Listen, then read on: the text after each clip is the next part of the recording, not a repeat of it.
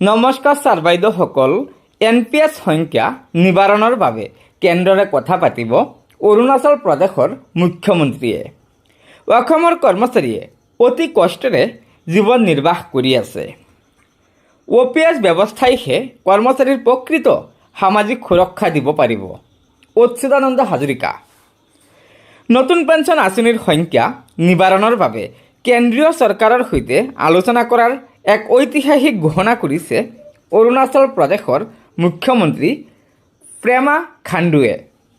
অৰুণাচল প্ৰদেশৰ পাছিঘাটত অনুষ্ঠিত confederation of service association of Arunachal প্ৰদেশৰ ৭ম ত্ৰিবাৰ্ষিক কেন্দ্ৰীয় অধিৱেশনৰ মুকলি সভাত মুখ্য অতিথি হিচাপে উপস্থিত থাকি মুখ্যমন্ত্ৰী খাণ্ডুৱে কয় যে চৰকাৰী কৰ্মচাৰীসকলৰ দীৰ্ঘদিনীয়া জ্বলন্ত সমস্যা NPS ব্যৱস্থাই কৰ্মচাৰী সমাজৰ মনত এক অনিশ্চয়তাৰ সৃষ্টি কৰাত বিষয়টোক লৈ হোৱা উদ্বেগ আৰু শংকা নিবাৰণৰ বাবে তেওঁ ব্যক্তিগতভাৱে কেন্দ্ৰীয় চৰকাৰৰ সৈতে আলোচনাত মিলিত হ'ব।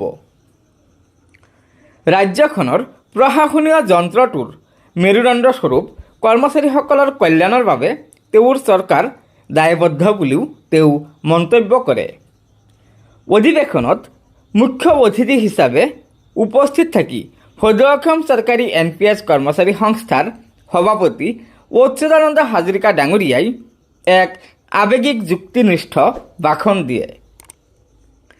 তেওঁ উল্লেখ কৰি কয় যে অসমত ইতিমধ্যে ২০,০০০ৰো অধিক কৰ্মচাৰী NPSৰ অধীনত অৱসৰ গ্ৰহণ কৰি ন্যূনতম পেঞ্চনেৰে অতি কষ্টেৰে জীৱন নিৰ্বাহ কৰি আছে।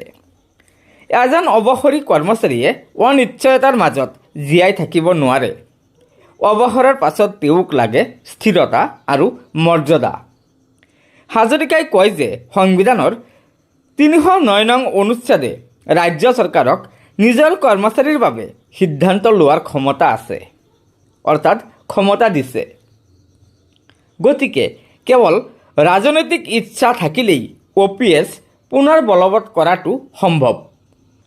অসমৰ মুখ্যমন্ত্ৰীয়ে নতুনকৈ বলবৎ কৰিব খোজা UPSত যিবোৰ নতুন সুবিধা দিছে তাৰ বাবে তেওঁক ধন্যবাদ জনাই যদিও হাজৰিকাই স্পষ্ট কৰি দিয়ে যে কেৱল পুৰণি পেঞ্চন ব্যৱস্থাইহে কৰ্মচাৰীৰ প্ৰকৃত সামাজিক সুৰক্ষা দিব পাৰিব।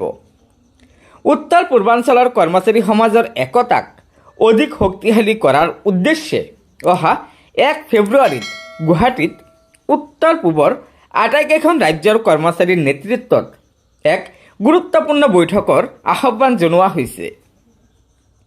এই বৈঠকত NPS বিৰোধী সংগ্ৰামৰ এক নতুন সংস্কৰণ বা পৰৱৰ্তী বৃহৎ আন্দোলনৰ কাৰ্যসূচী ঘোষণা কৰা হ'ব।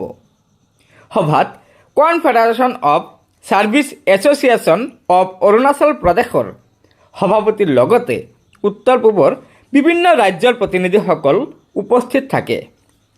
আজিৰ এই ঘটনাই সমগ্ৰ অঞ্চলটোৰ চৰকাৰী কৰ্মচাৰীসকলৰ মাজত নতুন উৎসাহৰ জোৱাৰ তোলে।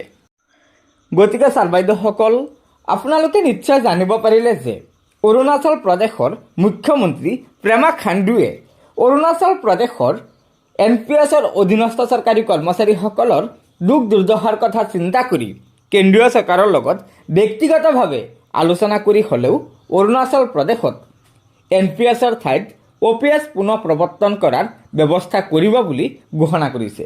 হয়, এয়া নিশ্চয় অৰুণাচল প্ৰদেশৰ মুখ্যমন্ত্ৰী ডাঙৰীয়াৰ এটা বৃহৎ পদক্ষেপ যে তেখেতে ব্যক্তিগতভাৱে কেন্দ্ৰীয় চৰকাৰৰ লগত OPS পুনৰ প্ৰৱৰ্তন কৰাৰ বাবে আলোচনা কৰিব।